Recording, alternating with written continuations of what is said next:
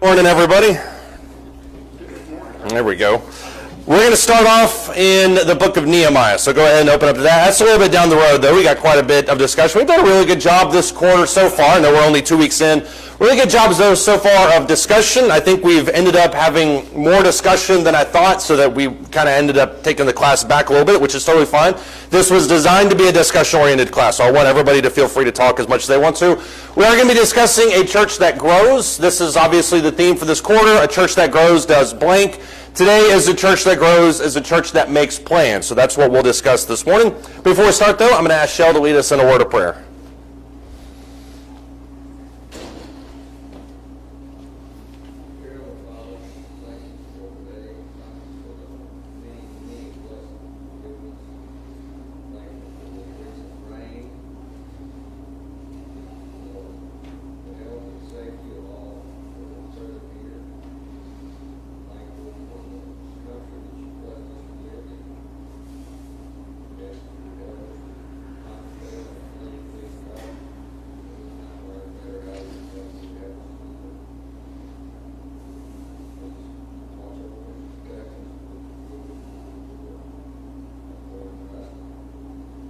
Amen. Thank you.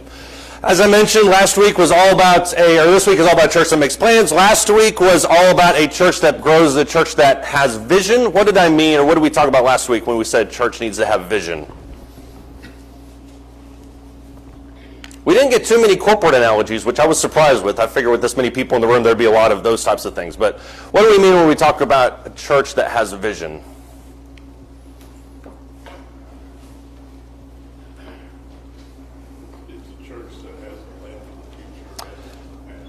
You can't use the word plan because that's today's word, but you are right. A church that has a path forward, some kind of blank for the future. Yeah.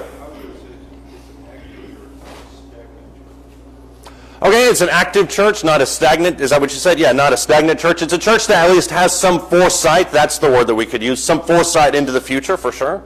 How else would you describe a church that has vision? It knows where it's going. Yeah. A picture of what it wants to get to. Yeah, I think that's probably the biggest thing is I think a lot of, and that you can use honestly this idea for anything you want to in life, but unless you have some kind of clear idea of where you're going, what you want to be, what you want to look like, all these different things, then you really don't have any kind of direction. And so that's really the main point of what we talked about last week, which the idea of a church needs to have some kind of semblance of direction. What's the difference between a church that has vision and a church that makes plans? One that makes plans is implementing something that gets you to that vision. Well, not yet, because you're just planning things, but yes. You're planning on how to get there. The reason I said that is because next week is a church that works. I promise we won't be taking a snail pace through the entire quarter, but yeah, at least in this first introductory phase, that's more next week. But you're right, it has some kind of steps involved.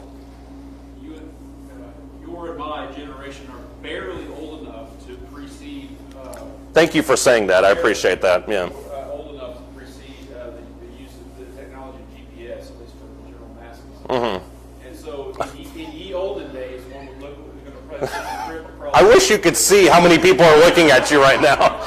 There's so many snickers and smiles. I'm with you, though, man. I'm on the same wavelength. You would pull out a map. Yeah. And a family trip. Oh, Rand McNally. Across the continental U.S. and pick a destination. And Yeah.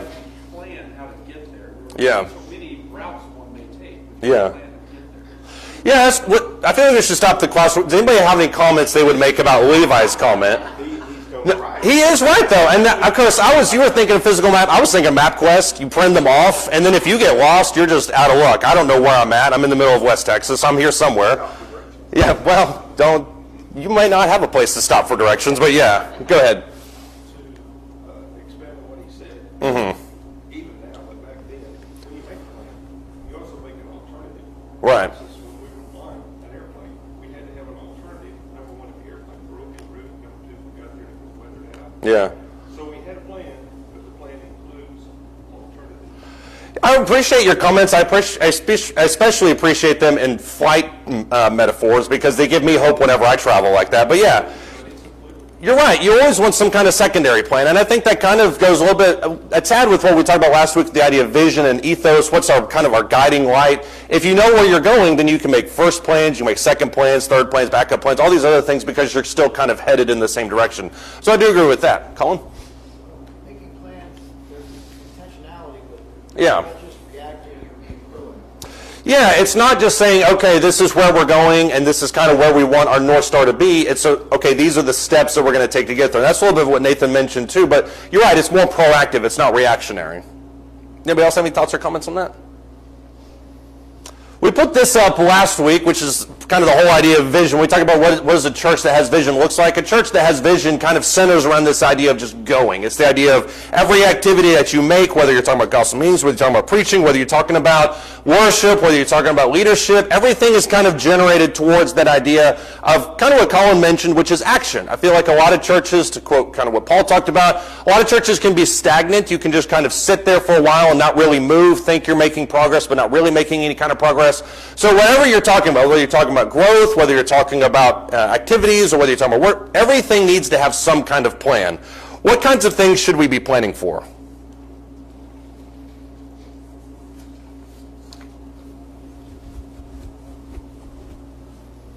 And you can make this hillside specific. There will be a place for that later, but you can either make that specific to us or just in general. What type of preaching we're going to be looking at lessons? Mm-hmm. What needs to be addressed as we move forward?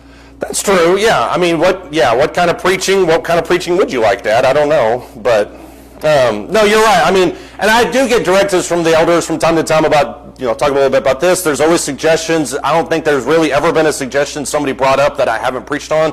But you're right. When it comes to gospel meetings, guest speakers, what kind of preaching do we want to come from the pulpit? What other kinds of things should we plan for, Jan? What's that?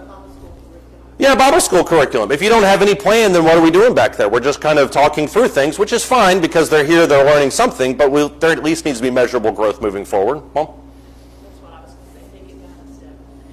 Kids' curriculum needs to be planned, or otherwise it's playtime or chaos. Yeah. I honestly don't know what happens back there, but I would imagine chaos is a big part of it if there's not robust plans that are in place. Yeah.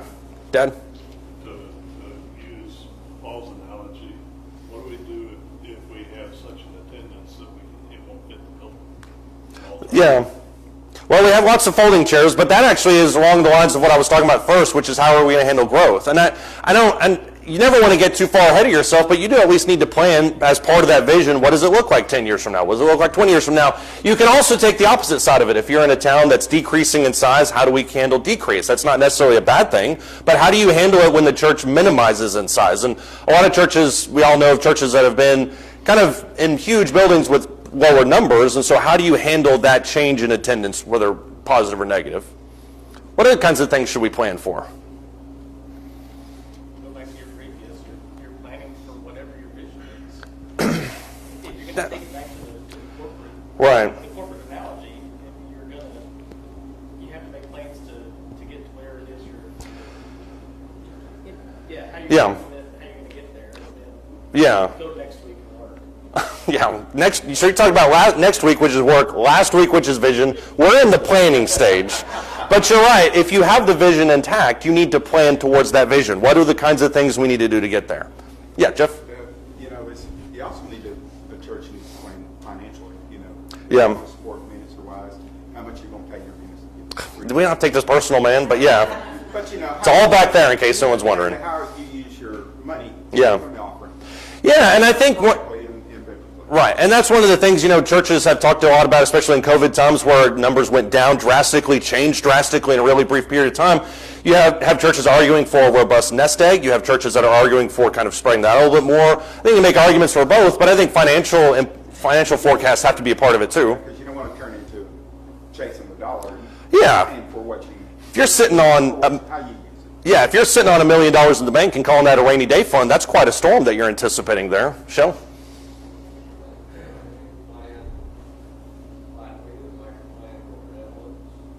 Right.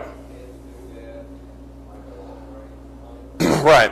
I think that's really important too, because if you don't make a plan for those kinds of things that help saints, then you're just kind of saying, okay, well, this need arose. We don't really have a contingency for it. How can we address this issue? I think that's a part of it too. Anybody else?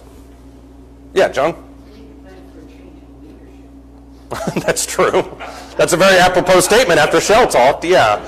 Yeah, you do need to make a change, because a lot of times elders will retire or they'll step down for whatever reason, and so you're kind of thinking, okay, what do we do now? And if you only have 2 elders, and one of the elders steps down for whatever reason, you've got a pretty dramatic change in the face of the church right there.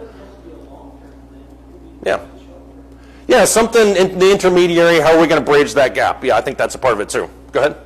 Also need to plan for spiritual growth. What Right. does the flock need to continue to grow? Yeah. Yeah, what are we looking at preaching down the road? And I think especially when you take that in context of what the local church here is dealing with, when you take context of what the culture is handling, what are some issues that we're going to need to anticipate kind of diving into? Let's get one more. Colin? I think one of the things, too, is about planning for future preaching. Yeah. Because it almost seems like there's nothing done at the local level. Mm-hmm. You know, it's all like, well, they'll go to college and they'll get it all there. Yeah. Instead of, you know, starting with young, Yeah. get them doing stuff while they're younger. And Yeah. be mentored by their congregation. Yeah, you mentioned preachers specifically, and I think you can kind of extrapolate that to talk about just the next generation. And I always kick back against the phrase, you know, the kids are the church of tomorrow, because I do think in a lot of ways they're the church of today in so many cases. But you're right. How are we helping young people in their advancement towards the kingdom? How are we helping them grow? Are we being examples? Are we being intentional with Bible class curriculum, preaching, that type of stuff? There's a whole lot of things I think we do need to plan for. I think you're exactly right on that. I think when you talk about what we should plan for, there's some other things I thought of. How are we going to handle discipline? If you've got some church member that goes AWOL, how do you handle discipline inside of that congregation? It has to be done with love, has to be done with an eye to bring them back. That's always the idea that you're getting at. And this is another one that I thought of recently. How do we handle legal issues? You know, if you think, especially this while I was talking about culture a second ago, if you think about the way that our culture is headed, there are all sorts of churches that are being sued for various things, that are being challenged on various legal grounds. How do we foresee any problem down the road in terms of homosexuality, in terms of divorce, in terms of all these different things? How do we handle legal issues as a church? I think that at least merits some kind of conversation. How do we handle evangelism? That goes a little bit of what was already been talked about. Is it going to be this person? Is it going to be this group? Is it everybody? I believe it should be everybody. It's kind of an evangelistic ethos that permeates the congregation. But also, how do we handle new converts? That's probably the one that I think is often understated. When you have somebody that's recently converted, what do we oftentimes do with that person? Let's say somebody's baptized. What do we oftentimes do with that person? We don't haze them, in case that's what you were thinking. That's not. Congratulate them and that's it. Yeah, we congratulate them, and then we maybe sit next to them, maybe shake their hand and talk to them a little bit. Yeah, Lee? We need to sit down, time to study with them, bring them along. Yeah. Individuals of the congregation need to approach them and do that. Yeah, that's. You can't do it in a classroom setting every time because they may be teaching something different than the first principle. Certainly, if they're in a classroom setting, the teacher kind of needs to keep that in mind. But I think you're right also in that if there's somebody that's been recently been converted, we need to make kind of a concerted effort to surround them and encourage them, help them build. Sometimes that's done kind of in an ad hoc situation, but I think it should also be very intentional as well. Does anybody have any thoughts or comments on any of that? I heard another preacher How dare you talk about any other preacher? telling a before your time, Okay. talking about at another congregation somewhere far off, what they would do is, as soon as they come up out of water, almost, the elders would get with them and say, we're going to have a study with you. Yeah. And set up, and every so often, just have a study with them to kind of get them matured and really grounded. Yeah, and I know anytime the elders come to you and say, we need to talk to you, that kind of seems imposing, but I think what you're talking about primarily is a method of supporting that person. Look, this is the first step. We're going to help you walk forward in that. And I do think there needs to be something intentional, whether it's formal, whether it's informal, some kind of support group, but really that is from everybody. It doesn't always have to be the elders. It can certainly be somebody that they trust a little bit more, at least at that time. Let's look at the book of Nehemiah. We're going to jump into this. We've got quite a bit to cover from this. We don't probably obviously aren't going to do a huge study on the book of Nehemiah. What is the state of Israel by the time you get to the book of Nehemiah? Does anybody know?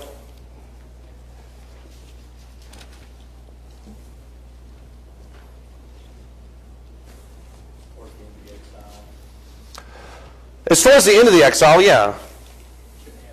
Jews coming back to Israel and Right. looking to rebuild. Yeah, you have the Jews that are coming back from the end of the exile. They're looking to rebuild, obviously, because you have 3 incursions from Babylon that have destroyed not only just the area, but certainly the city of Jerusalem. So you have the temple that's destroyed, you have all these different things. So when you look at Nehemiah chapter 1, we won't read anything in Nehemiah 1, but you look at Nehemiah 1, Nehemiah is very distressed by the reports that he hears back from Israel. He goes and he takes a contingency with him back to Jerusalem to kind of inspect it. If you look at Nehemiah chapter 2, starting in verse 11, this is the section where he kind of does some investigative work. He says, "So I came to Jerusalem and I was there 3 days. I rose in the night, I and a few men with me, and I did not tell anyone what my God was putting in my mind to do for Jerusalem, and there was no animal with me except the animal on which I was riding. So I went out at night by the valley gate in the direction of the Dragon's Well, onto the refuse gate, inspecting the walls of Jerusalem, which were broken down and its gates were consumed by fire. Then I passed on to the fountain gate and the king's pool, but there was no place for a mount to pass. So I then went up by night by the ravine and inspected the wall. Then I entered the valley gate again and returned. The officials did not know where I had gone or what I had done, nor had as I yet told the Jews, the priests, the nobles, the officials, or the rest who did the work." What does he do in verses 11 through 16? Just scoping it out, He's scoping, sizing up the damage and what needs to be fixed. right, he's scoping out, he's looking at the damage, he's seeing what needs to be fixed. We don't have a map up here, but if we did, you'd see that he goes more or less around the entire city of Jerusalem. When does he do this? Because the text is very plain about when this happens. He did it at night, exactly. Why does he do it at night? I just think he just wanted to do it by himself. I think he probably did want it.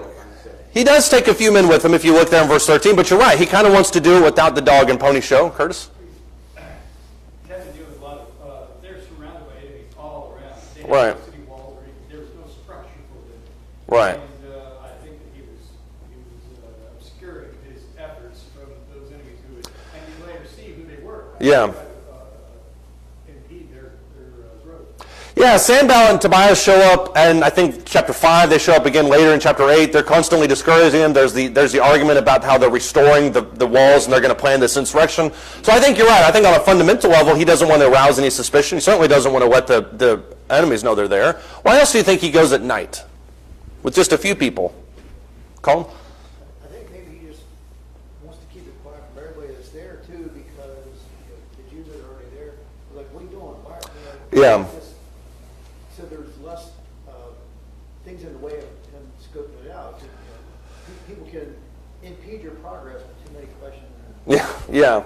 Yeah, he wants to kind of get a quick look at it. He wants to get it for himself. He doesn't want to get a tour of it necessarily. His position is high. This is one of the things that I think is fascinating about this moment, is that as the cupbearer to the king, obviously he holds a royal title, but he also holds a position of prestige. What do you think is going to happen if he shows up? If somebody from the throne room shows up at Jerusalem, what is the local leaders going to do? What happens anytime the governor comes to town, or certainly the president comes to town? Let's not get political here. I'm just talking in generalities. I was about to say, y'all remember when the president came? Obviously, we all remember that, yeah.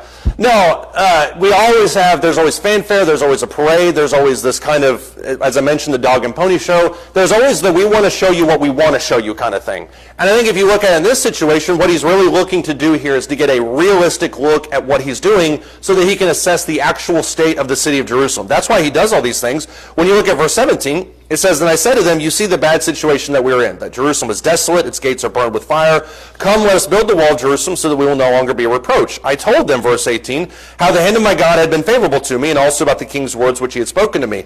Then they said, let us arise and build. So they put their hands to the good work. Then," this is what Curtis was talking about, "when Sanballat the Horonite and Tobiah the Ammonite official and Geshem the Arab heard it, they mocked us and despised us, saying, what is this thing that you are doing? Are we rebelling against the king? So I answered them and said to them, God of heaven will give us success. Therefore we his servants will rise and build, but you have no portion, right, or memorial in Jerusalem." What is Nehemiah's plan for action with these people? There's a whole fundamental way in which he approaches this work. He puts God's going to help him. Right. He puts his trust in God to help him. Right, that's probably the biggest thing. And I think if you're going to take one thing away from the book of Nehemiah, Nehemiah always works hand in hand with God. It's clear literally in every single chapter that everything he's doing for God, for his glory, for his benefit, all those types of things. Yeah. How else does he do this, though? There's one word I think that is a big part of it. You don't have to say the word, but go ahead. Well, I think he's honest in his assessment. Right. He's Right. That's what I think is fascinating, is he walks into the city that a lot of these people had been living in for quite a period of time. Ezra and Nehemiah happen, if memory serves me right, around 80 years after you have the first return of the exiles. So you're not talking about this city of ruins, and I think that's sometimes the way we look at it, is that it's just all rubble and they're all just sitting in trash. These are people who have been living here for several decades by this point. Nehemiah inspects the walls and he says, come, let us build these things so that we're not a reproach to them anymore. The idea that these people would be a reproach is something you see a lot at times in these prophets, that the people of God are a reproach to those around them. But the key word that he uses there is he says, we need to do this. Why does he say we need to do this? Because he could have very easily come in with a truckload of people and supplies. Why does he say we need to do this? So they take ownership, exactly, because you can have the people come in and do it, and then the moment they leave, everything just kind of goes away. If you encourage the people to do it, then as you mentioned, there's a sense of ownership. If you look at Nehemiah chapter 3, that's exactly what he does. He uses literally every single person. If you look throughout the list of Nehemiah chapter 3, you don't have to read it right now because it's really long, but he uses goldsmiths, he uses jewelers, he uses perfumers, he uses stonemasons. He uses everybody. Everybody has a stake in what's happening here. If you go to chapter 4, he anticipates all the problems. What kind of problems does he anticipate? We talked about this a second ago with the enemies.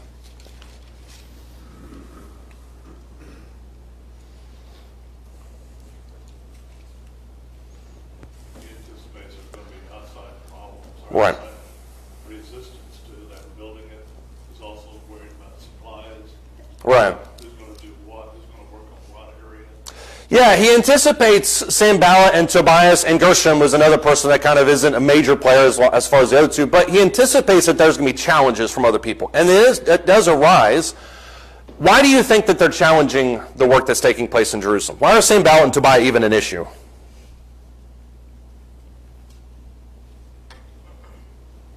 What is their main complaint? Or what do they say about him, essentially?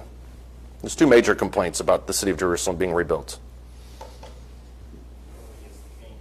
The first the second and the major one is that, and this is their kind of fail-safe if the first one doesn't work. The second one is, you're inciting rebellion and insurrection towards the king. Obviously, Nehemiah is not doing that. He sends a message that threat is taken care of.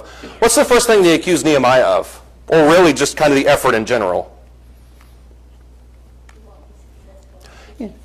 Yeah, you're not going to be successful. This isn't going to work. And I think when we look at that, we say, well, that's really pessimistic. That's really kind of sad of them. It's aggressive of them.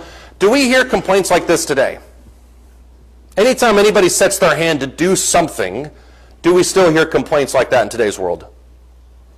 It's a rarity if it doesn't happen. Yeah, it's a rarity if it doesn't happen. Why is that? Why is it that people sometimes are, they have animosity towards growth or towards making plans towards progress, anything like that? And I'm not talking about anything unscriptural, by the way, in case you think that this is a revolution in the moment. They think everything's okay.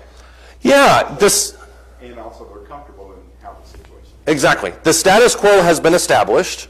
Anything that moves outside of that status quo requires growth and effort, which always encourages a little bit of discomfort. And so why would we do that? Because we don't see the purpose. Things are great now. Why would we do that? The comfort zone's been there. Levi? Struggling with how to put this in words. People that have become comfortable with the status quo, and usually what happens is some new blood comes in, and they have these ideas or grandiose plans or whatever, and people that have become complacent, their complacency becomes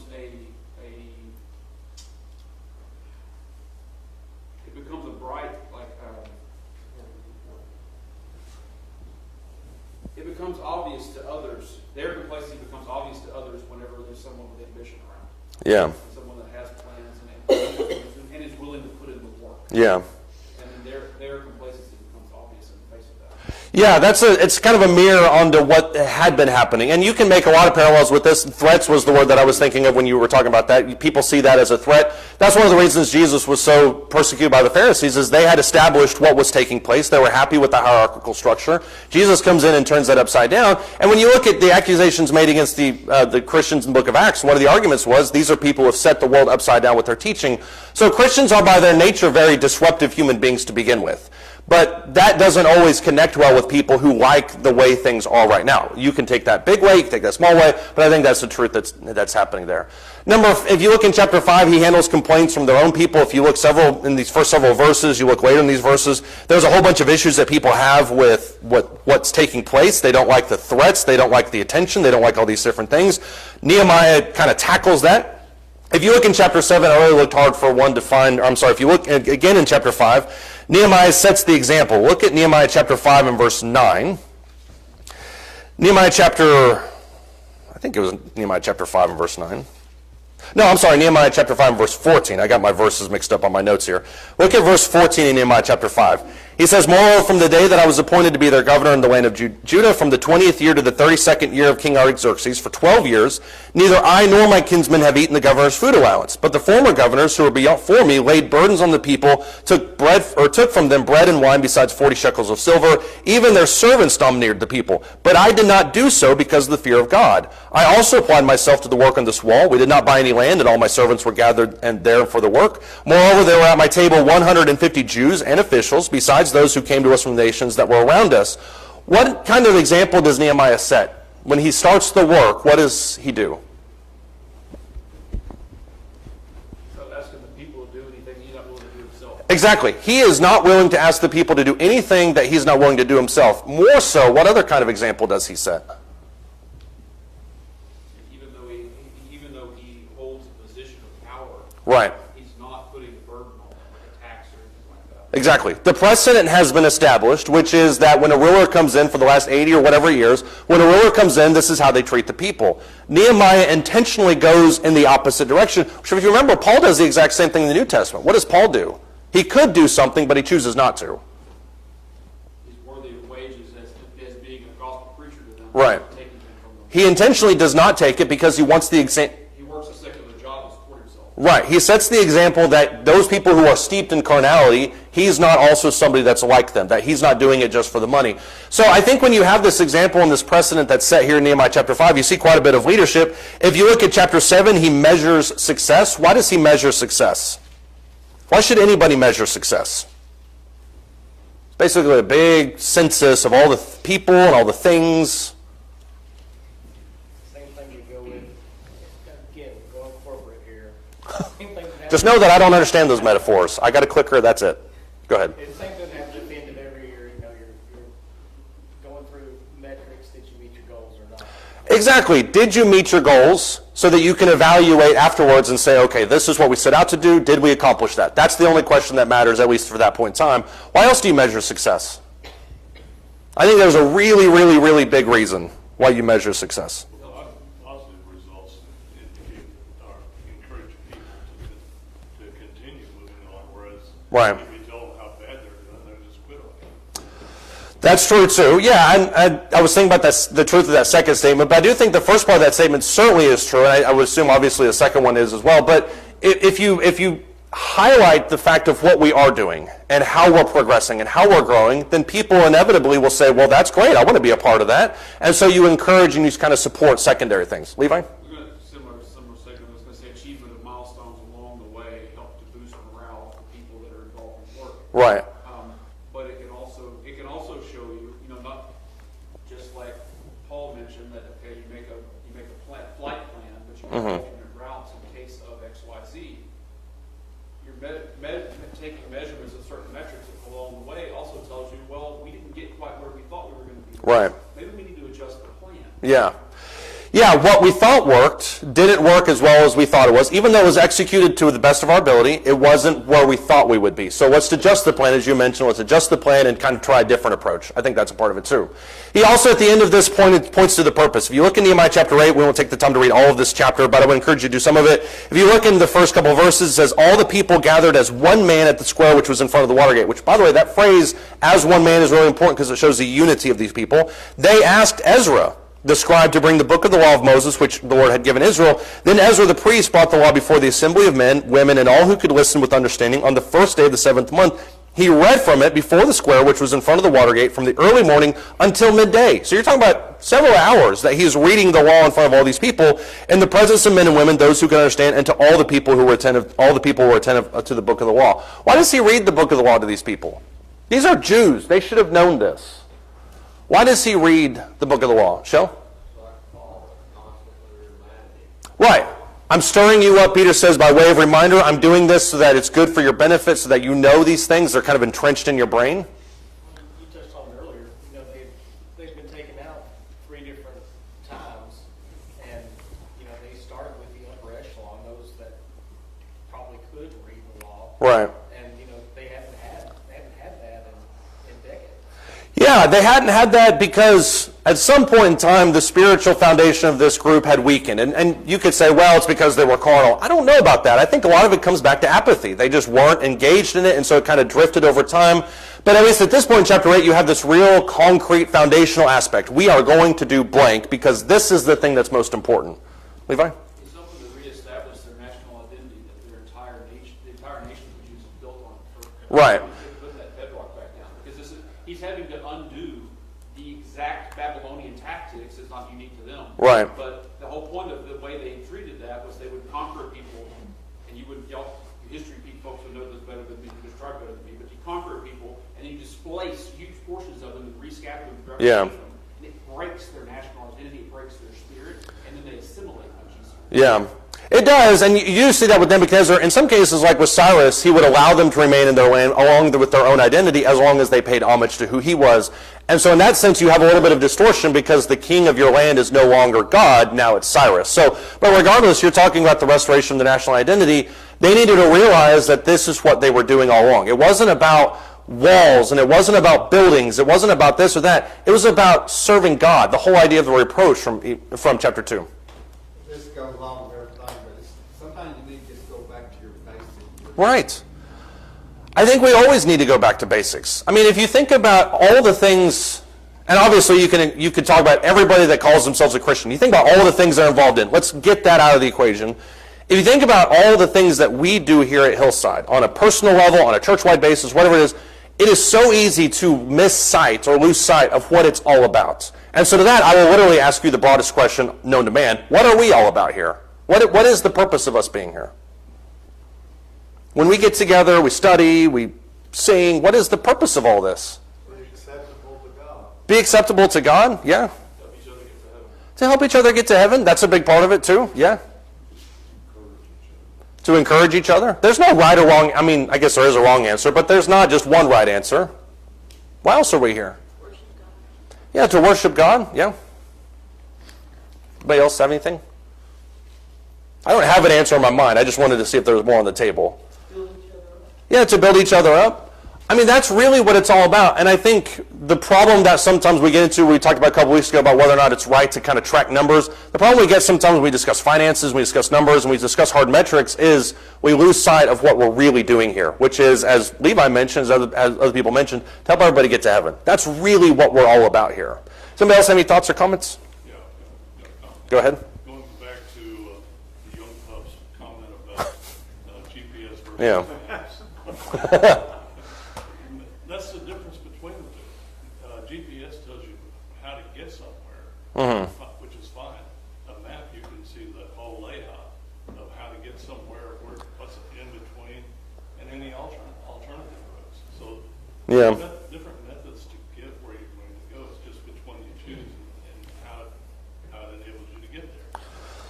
To be fair, GPS offers multiple routes. I would love to spend this whole class debating the merits of an atlas or a GPS, but you're right. With a map, you can see everything. You can kind of get some context for where you're going. There's the world's biggest rocking chair is 5 miles that direction. There's all these different things you can see, but at the end of the day, you're still trying to follow an intentional path to get there, regardless of how you get there. Anybody else have any thoughts or comments? We talked about this a little bit last week, but when we're making plans, I think one of the most important things that anybody can do is consult with the members. Why is it that we need to consult with the members? You want them involved, don't You want them involved, yeah. If Nehemiah just gets up in chapter 2 and says, all right, this is what I'm doing, and all you guys are going along for the ride, there's not really going to be a lot of buy-in on that because they need quite a few people to do what they're doing. He says, this is what we need to do because of this reason. Why else do we consult with the members? I'm not saying this as the preacher. I'm saying this as a member. We're stronger as a group than like one individual. Right. We're stronger as a group than we are as one individual. There's always, kind of in every congregation, there's always one person that kind of takes things by the leadership role, whether they're a formal leader or not. They're saying, this is the way it should be done. And if it's the opinion of one person, then it always falls short. A group of people together is much stronger. Paul? It's a form of check and balance to keep us on the path, because if we have a very small number or even one individual, it's so easy to get off the path. So a group of people that are Yeah. on the subject, you stay on the path. Exactly. If you say to yourself, this is the way it's going to go, and it needs to go this direction because I'm the smartest one in the room, there's not going to be that much longer, it's not going to be much time before you go into territories you shouldn't go. And you can very easily diverge into areas that you shouldn't go. So you're right. Kind of checks and balances keep us intact. Anybody else? The scripture talks about it, about getting advice, wisdom, several people. Yeah, Proverbs. Always. Yeah, it's probably in Proverbs. That's where all the good ones are like that. But you're right. I think one of them talks about by the advice of many counselors, a plan meets its end. I'm totally paraphrasing that. But I think you're right on that one for sure. I think we could also, when we make plans, we need to remember to consult other churches. And once again, the authority structure is still in place. Each congregation has its local autonomy. But what kinds of things can we glean from other churches? Yeah, what worked and what didn't work. We need to look out elsewhere and say, okay, whether you're talking about an elders or a deacon's basis or a preacher or the members or whatever it is, what worked there? How did it work? Why did it work? Can it work here? Those are some questions I think you can ask, which, by the way, you can take that same thing when we're talking about members. What do you think? What are some ideas you have? That type of stuff. That's what I was going to say. What have we not thought of? Is there something we've not thought of? Right. That you have actually seen? Exactly. If you remember, I feel like I'm referencing COVID all over the place, but if you remember when COVID hit, there was this big scramble. How do we have worship services? What do we do here? Well, then some guy out in Kentucky has the idea to have parking lot services. And before you know it, everybody's doing parking lot services because that's a way to still meet for those churches and still have those types of things. So whether you're talking about something that is earth-shattering, foundational, paradigm-shifting, or you're just talking about the simple mechanics of how a church operates, I think there's lots we can glean from other churches. I think we also certainly need to make realistic plans. Look at Luke, the 14th chapter. You probably know where I'm going with this already, but let's look at what he says in Luke chapter 14.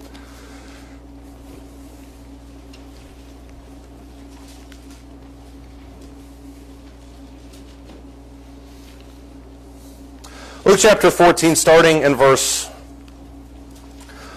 25, it says, Now large crowds were going along with him, and he turned and said to them, If anyone comes to me and does not hate his own father and mother and wife and children and brothers and sisters, yes, and even his own life, he cannot be my disciple. Whoever does not carry his own cross and come after me cannot be my disciple. For which one of you, verse 28, when he wants to build a tower, does not first sit down and calculate the cost to see if he has enough to complete it? Otherwise, when he has laid a foundation and is not able to finish, all who observe it begin to ridicule him, saying, This man began to build and was not able to finish. Verse 31, Or what king, when he sets out to meet another king in battle, will not first sit down and consider whether he is strong enough with 10,000 men to encounter the one coming against him with 20,000? Or else, while the other is still far away, he sends a delegation to ask for terms of peace. So then, verse 33, none of you can be my disciple who does not give up all his possessions. What does he teach there in those verses? Something that almost seems second nature, but what does he talk about? Curtis? Yeah, counting the cost. I think a big part of it, yeah. Paul? Total devotion to the exclusion of everything else that you can be devoted to. Exactly. He begins, and I think sometimes we fragment these sections, but you mentioned at the beginning of verses 25 and 26, he talks about making sure that you're fully devoted. And everybody would buy into that statement. They'd say, absolutely, we need to be fully devoted. God needs to be first and foremost. Then he launches into the discussion about building temple or building towers, and then also he makes a discussion about going out to war. What's the connection between those two ideas? Everybody agrees with the truth of those statements individually. Why does he put them to... What's that? Well, how do you get there? Yeah. Yeah, you certainly need to plan to get there, and you certainly need to have the right attitude moving in. Yeah. Why else does he jam those two thoughts together? Being 100% devoted and also counting the cost. Does your devotion match up with your resources and your abilities and skills and the tools you have to get Right. Does your devotion match up with your resources and your talents and your abilities and skills and your desire to get there? And I think that's what I was getting at with this whole idea of realistic plans is every church I've ever met, every Christian I've ever met says, I want to get closer to God. I want to convert the entire town. I want to do all these different things. The question is, according to what we have here, verse 25 and 26, do we have the devotion to get there? That's really the idea that he's getting at. He's not discouraging anyone from becoming a Christian. What is he encouraging? If you're going to set out on this life, what do you need to do? You need to prioritize. You need to understand what you're getting into. It's going to cost a lot more than you think it's going to cost at the beginning. Yes, it's worth it. No one's negating that. But you need to prepare to pay that cost, or else it's going to get real quick. Levi, do you have something? Just that all three of these things, the two, the idea of the journey of the Christian in his life, and the two secular examples that are given. While they may have small achievable things along the way, they're all meant on long-term goals. Right. It's meant to be. Notice it talks about winning the battle and winning the war. It's a long-term engagement. Right. There's going to be hills and valleys along the way. Yeah. That's true. Yeah, and actually, I hadn't thought about it in that sense, but you're right. If you think about building a tower, building an army for a war, there's several milestones along the way. And it's easy to think, okay, once I get there, the job's done. Job's not done until the tower's built. Job's not done until the war's over. So if we look at that in terms of a church-wide scenario, we could say, okay, we need to go be a beacon of light. Well, that's great, but what does that look like? That's the vision part of it. But number two, are we going to be able to push past milestone 1, milestone 2, milestone 3? And I think a lot of it does come back to a realistic assessment of resources. Is this something we can do? Are we committed enough to do this? Are we willing to work for it? There's all sorts of questions you can ask. The last one that I have up here when making plans, be ready to pivot. How important is pivoting when we're making plans? We have a couple more things to talk about, but I think this is one of the biggest ones. Why is it important to be able to pivot?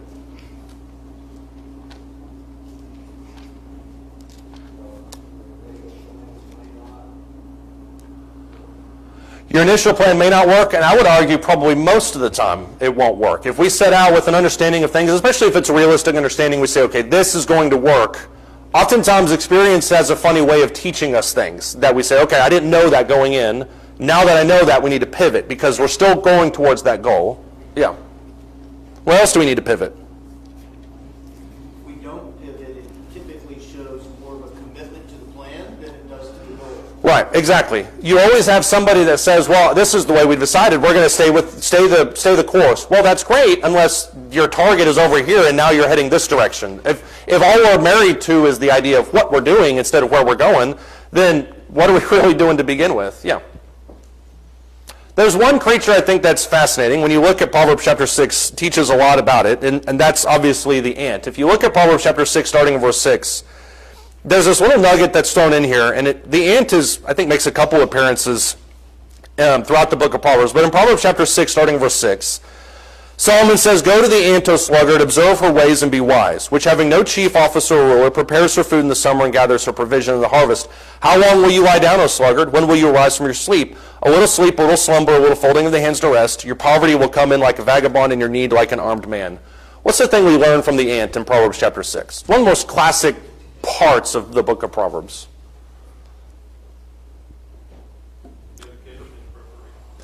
Dedication and preparation, yeah.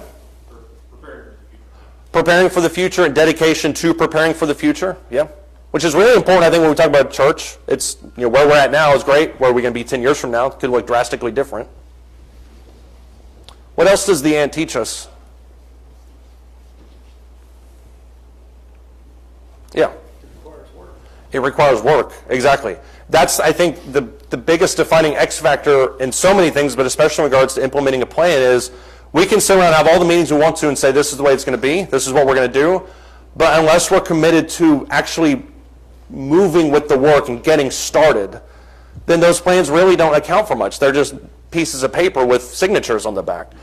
If you take this in a distinctly personal measure, and this is not necessarily something I want you to say out loud, unless you want to say out loud, but keep in mind the elders are listening, and they're open, by the way, if you have suggestions. But what kinds of things do you personally think Hillside needs to plan for? Once again, I'm not asking for suggestions. If you want to, that's totally fine. But think about it. What kinds of things do you think this church needs to plan for? And the second question I think is just as important.